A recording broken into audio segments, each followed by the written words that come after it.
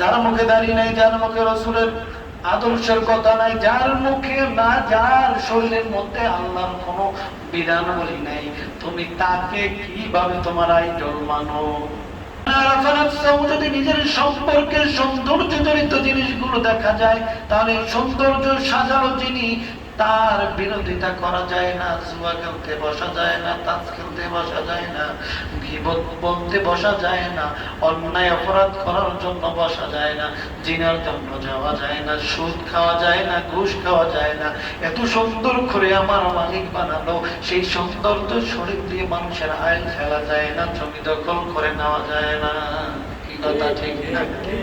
এত সুন্দর করে বানানোর পরও মানুষ মানুষের গোলাম হতে পারে না, মানুষ মানুষের গোলাম হতে পারে না। এত সুন্দর করে বানানোর পরও মানুষ সৌন্দর্য, মানুষ লক্ষ লক্ষ কোটি কোটি হাজার হাজার টাকা চুরি করা লোকের আদর্শ মানতে পারে না। কথা ঠিক না? এই এত সুন্দর করে যুবক তোমাকে আমার আল্লাহ বানালো, এই কেমন বেহায়া তুমি, তুমি স্ট্যাটাস দাও একজন চোর, সেটা কি তোমার আদর্শের মডেল? জোরে কোন নাউযুবিল্লাহ। এই আগেও চুরি করছে, এখনো চুরি করবে, সামনেও করবে, প্রকাশ্যে চুরি করতেছে, নিজেও জানে, চোর লেখা দেয়, ফেসবুক প্রোফাইলে লেখা দেয় আমার আদর্শ নেতা।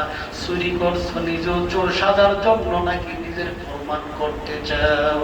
কি কথা ঠিক না? এই কার আদর্শ নিয়ে তুমি এত সুন্দর মানুষ আর এত সুন্দর পৃথিবীর মধ্যে তুমি কার আদর্শ বাস্তবায়ন করার জন্য বাইরে আছো? যার মুখে দাঁড়িয়ে নাই, যার মুখে রাসূলের আদর্শের কথা নাই, যার মুখে না, যার শরীরের মধ্যে আল্লাহর কোনো বিধান বলি নাই, তুমি তাকে কিভাবে তোমার আইডল মানো? এই কথা বলবেন না?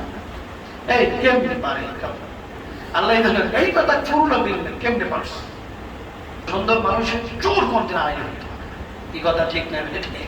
চোর নাকি আইডল? এজন্য যুবকদেরকে বলবো, নিজের প্রোফাইলে, নিজের ফেসবুক স্ট্যাটাস দেওয়ার ক্ষেত্রে নিজেকে কি চোর বানাইতে চাও নাকি নিজেকে কার আদর্শ বানাইতে চাও? যারা 100 জেনা ব্যভিচার করে, সেঞ্চুরি পালন করে, মিষ্টি বিলায়, এদের আদর্শবান বানাইতে চাও নাকি? এই লেখে দেয় কেমনে পারে? আমি তো আশ্চর্য হয়ে যাই।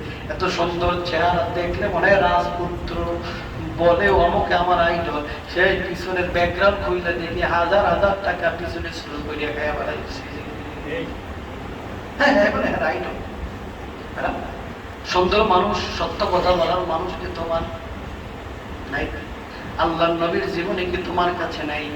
আল্লাহর নবীর আদর্শ কি তোমার কাছে নাই? এত সুন্দর করে আল্লাহ বানাইছিলেন, আল্লাহ পরীক্ষা করে দেখবেন কে সুন্দর আমল করতে পারে, কে সুন্দর আমল করতে পারে। এই আল্লাহ সুন্দর করে বানাইছে, কে সুন্দর আমল করতে পারে। আর তুমি আল্লাহর বিধান চাইলে কারে ধরতে আছো? যাকে ধরলে এই জীবনে তুমি চোরই পারো না।